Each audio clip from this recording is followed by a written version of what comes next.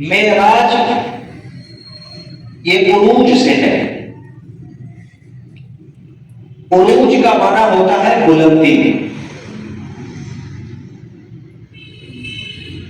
اللہ رب العالمین نے اپنے پیارے حبیب صلی اللہ علیہ وسلم کو جو بلندی عطا فرمائی ہے وہ اپنی مخلوق میں سے کسی کو عطا نہیں کی. انسانیت کی بات نہیں کر رہا، میں نے لفظ بولا ہے اپنی مخلوق میں سے،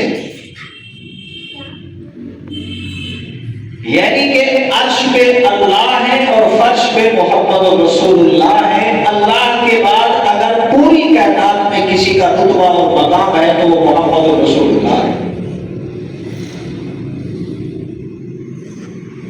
اس لیے شیخ سعدی رحمہ اللہ نے ایک جملہ ارشاد فرمایا تھا شعر کی شکل میں.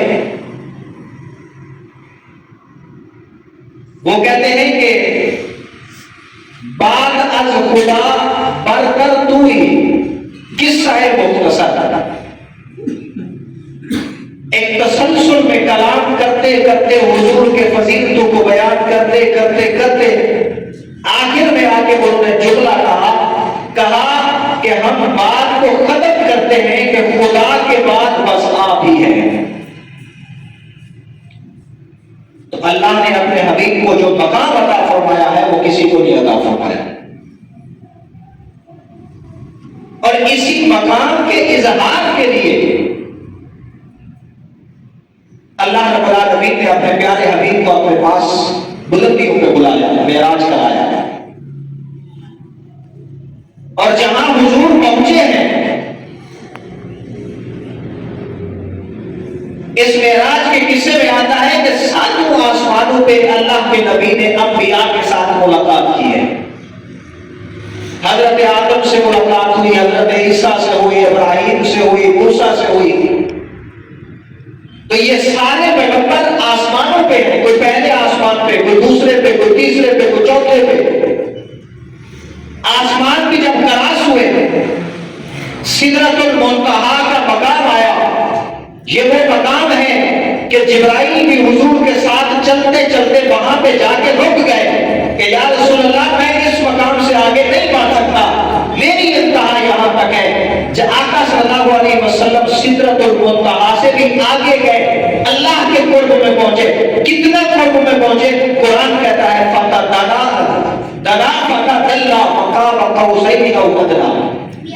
فرمایا اللہ نے اتنا قریب ہوئے کہ 2 تیر کی کمانوں میں جتنا فرق ہوتا ہے نا، اس سے بھی زیادہ قربت ہو گئی. تو یہ مقام اس پوری کائنات میں صرف محمد رسول اللہ کو حاصل ہے. اللہ اظہار فرمانا چاہتے تھے کہ جو میرے اس پیغمبر کا مقام ہے وہ کسی کا نہیں ہے. نوری مخلوق کے سرکار حضرت جبرائیل بھی نیچے ہیں، ٹھہر گئے نیچے، ایسے آگے نہیں جا سکتے. یہ معراج ہے. معراج عروج سے ہے. عروج کا معنی ہے بلندی. تو جو بلندی میرے نبی کو حاصل ہے وہ کسی کو بھی حاصل نہیں.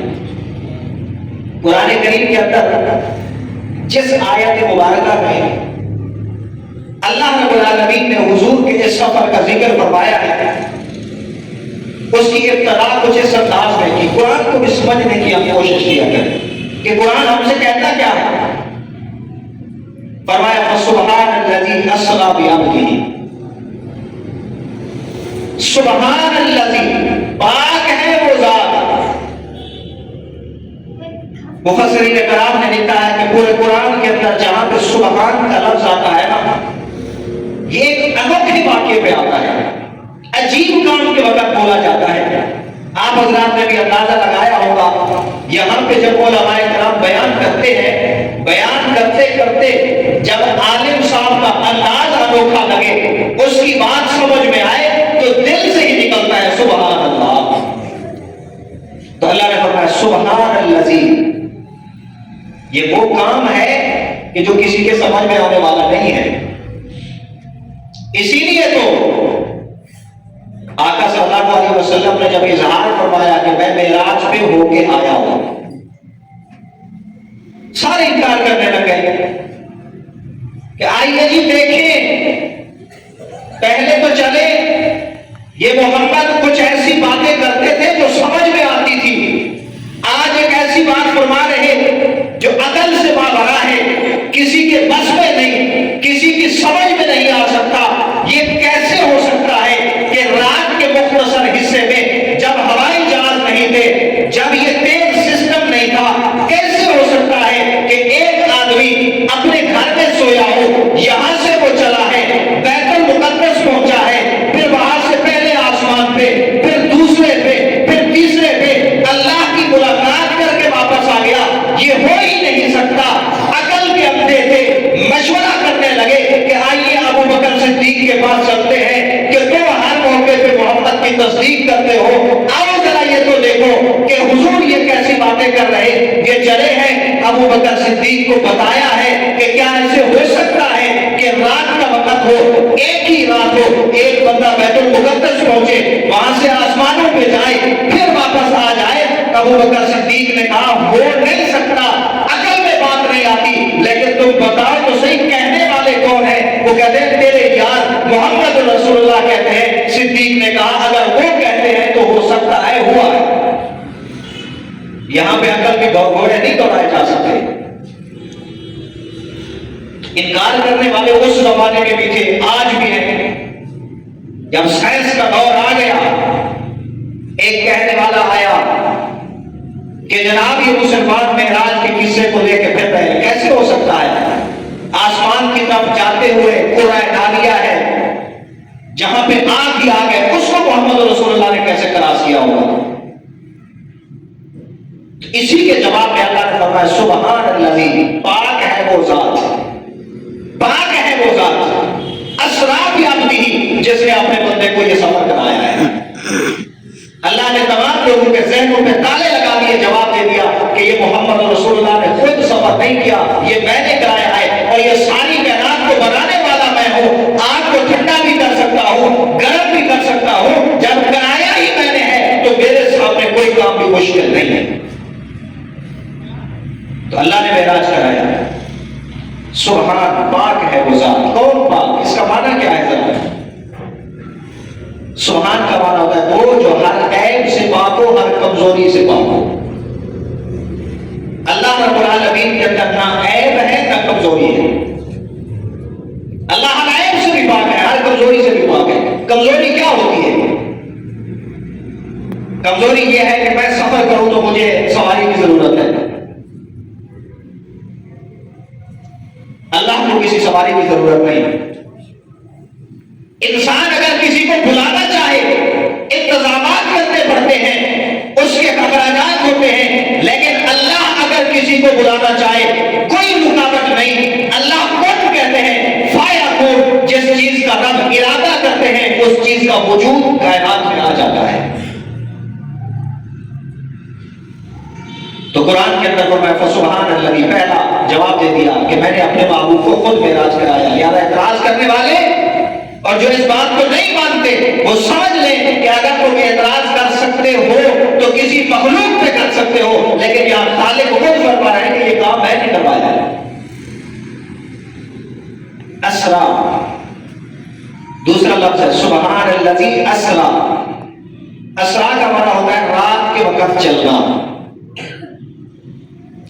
اللہ رب العالمین نے اپنے محبوب کو یہ جو معراج کروایا وقت رات کا تھا۔ آگے فرمایا لیلاً اسرا بعبدہ لیلاً، اور اگر کوئی عربی جانتا ہو تو یہ جو بھی عبدی ہے اس کے اندر یہ با لگایا ہے، با انسان کے لیے ہوتا ہے، انسان کا مطلب ہے ساتھ ملا ہوا ہونا۔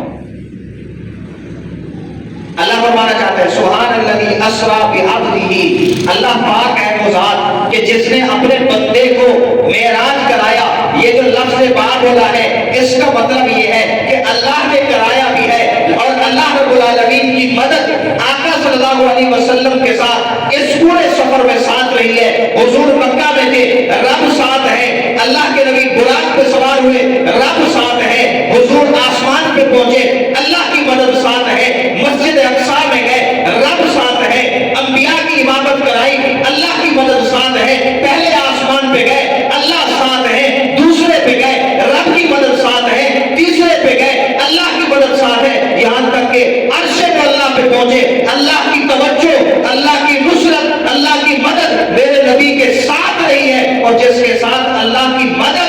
اللہ کی نصرت ہو، اللہ کی توجہ ہو، وہ اتنا لمبے بھی سفر کر لے اس کے جسم پہ آنچ تک نہیں آ سکتی۔ یہ ہمیں لفظ بتا رہے ہیں، قرآن بتا رہا ہے۔ اور یہاں پہ حضور علیہ الصلوۃ والسلام کی 99 صفات ہیں۔ آقا رسول بھی ہیں، حضور نبی بھی ہیں۔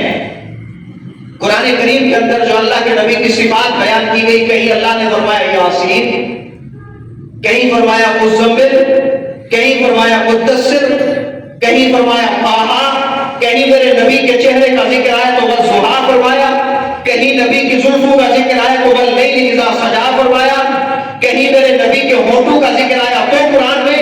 یعنی اللہ کے نبی کی 99 صفات ہیں، لیکن سمجھنے کی بات یہ ہے واقعہ معراج کا ہو، نبی کا سفر بلندیوں کا ہو، اللہ قرآن میں ذکر کرنے لگے، جملہ فرمایا بعبدہ، میں نے اپنے بندے کو یہ سفر کرایا ہے۔ اس لیے کیوں اللہ رسول بھی کہہ سکتے تھے، نبی بھی کہہ سکتے تھے، یاسین بھی کہہ سکتے تھے، والضحیٰ بھی کہہ سکتے تھے، عبد کا لفظ کیوں لے کے آئے ہیں؟ مفسرین کرام کہنے لگے یہ سفر ایسا ہے کسی بندے کے بس میں نہیں ہے، براق پہ سواری کرے جو بجلی کی طرح تیز ہے، جبرائیل آپ کا غلام بن کے جائے، آسمان پہ جائے، ساتوں آسمان پار کرے، سدرۃ المنتہا تک پہنچے، اللہ کی قربت میں جائے، یہ کسی انسان کے بس میں ہی نہیں ہے۔ ہو سکتا ہے کہ بعد میں آنے والے لوگ یہ کہنے لگے یہ جو نبی نے اتنا لمبا سفر کیا ہے یہ تو نبی نہیں، یہ خود خدا ہے۔ اس لیے اللہ نے فرمایا بعبدہ، ان کے سفر کو دیکھ کے یہ نہ سمجھنے لگ جانا کہ یہ خدا ہے، مصطفیٰ ضرور ہے لیکن خدا نہیں ہے۔ بعبدہ، یہ میرے بندے ہیں۔ لیلن، یہاں پہ یہ جو لفظ ہے لیلن کا، یہ بتا رہا ہے کہ حضور کا یہ جو سفر ہوا ہے یہ رات کے مختصر وقت میں ہوا ہے، پوری رات بھی خرچ نہیں ہوئی، رات کے مختصر وقت میں ہوا ہے۔ آقا صلی اللہ علیہ وسلم ام ہانی کے گھر میں تشریف فرما تھے۔ اب واقعے کی طرف آتے ہیں۔ ام ہانی کے گھر میں تشریف فرما تھے، جبرائیل امین آئے ہیں، اور جبرائیل جب اللہ کے نبی کے گھر میں داخل ہونے لگے نا جہاں پہ حضور آرام فرماتے ہیں، اس گھر کا دروازہ نہیں کھٹکھٹایا۔ سیرت کی کتابوں میں آتا ہے چھت کو حضرت جبرائیل نے شق کیا، پاڑا، اور چھت کے ذریعے اس کمرے میں داخل ہوئے۔ ارے طرز تو یہ ہے کہ جب کسی کے گھر جاؤ دروازہ کھٹکھٹانا ہے، دروازہ کھلوانا ہے، پھر اندر داخل ہونا ہے، اگر کوئی سویا ہوا ہو تو جگانا ہے۔ اور جبرائیل کی طاقت جانتے ہیں آپ؟ جس وقت قوم لوط کو تباہ کرنے لگے نا، تباہ کرنے لگے، 600 پر ہیں حضرت جبرائیل کے۔ اللہ کے نبی صلی اللہ علیہ وسلم نے جب حضرت جبرائیل کی زیارت کی تھی نا، دیدار کیا تھا، حضرت جبرائیل کو دیکھا تھا ان کی اصلی شکل کے اندر، تو اللہ کے نبی نے کچھ اس انداز میں بیان فرمایا کہ میں نے جبرائیل کو دیکھا ہے، اس کے 600 پر تھے، لیکن اس نے صرف 2 پر کھولے تھے، اور 2 پروں کا فاصلہ اتنا تھا کہ مشرق اور مغرب کو اس کے پروں نے ڈھانپ لیا تھا، صرف 2 پر کھولے تھے۔ یہ وہ جبرائیل ہے، اصلی شکل میں آئے تو اتنی پاورفل ہے۔ قوم لوط کو جب تباہ کرنے کی باری آئی تو حضرت جبرائیل نے اپنے پروں پر اس پورے علاقے کو اٹھایا، آسمان کے قریب لے گئے اور وہاں جا کے اسے الٹ دیا۔ یہ پورا کا پورا علاقہ آج تک الٹا ہوا پڑا ہے، اور اللہ نے ان کے اوپر گھوڑے برسائے تھے۔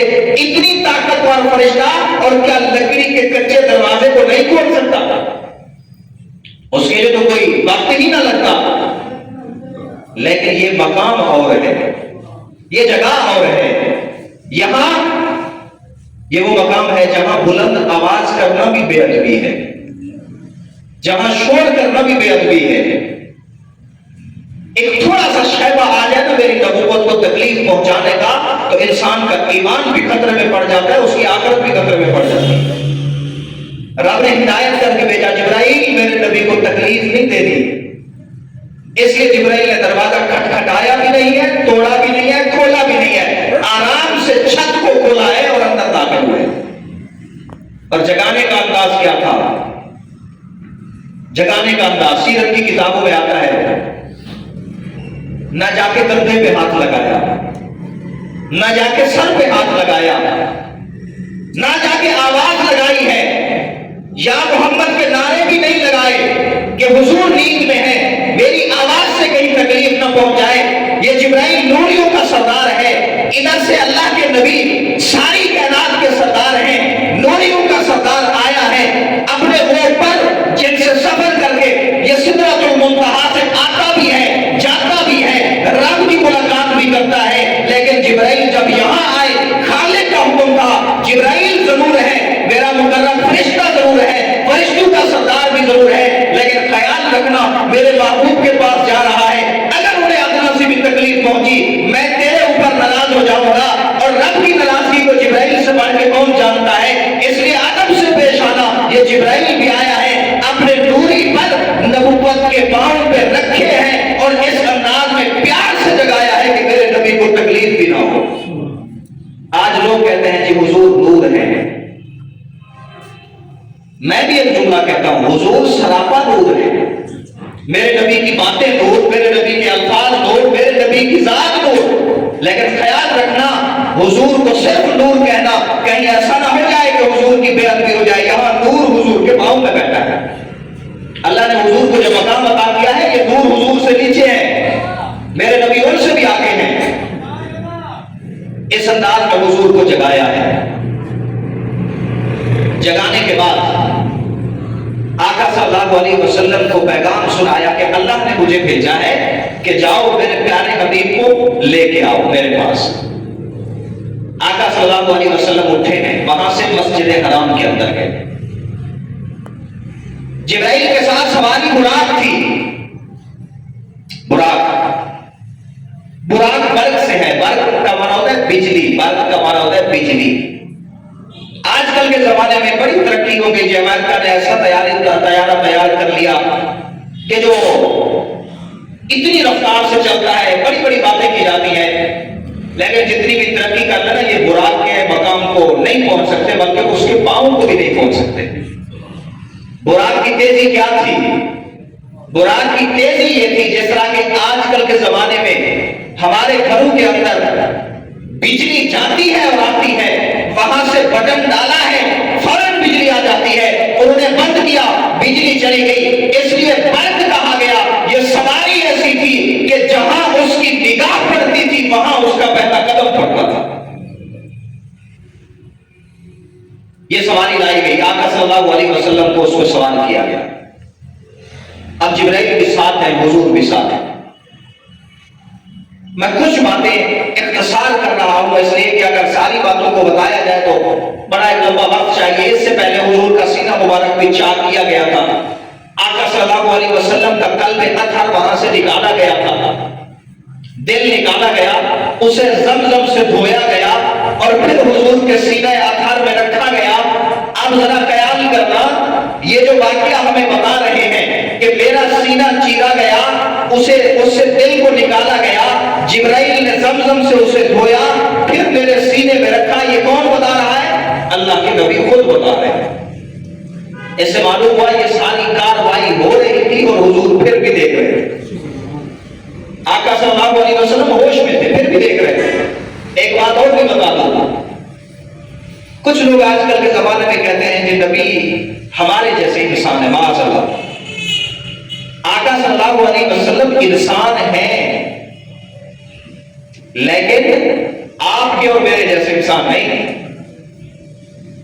ہم زبان سے باتیں کرتے ہیں، لوگ سائڈ پہ ہو جاتے ہیں کہ ارے تم نے منہ صاف نہیں کیا، ہوا آ رہی ہے۔ میرے نبی کا لعاب اگر کھانے کنویں میں پڑ جاتا تھا وہ بھی میٹھا ہو جاتا تھا۔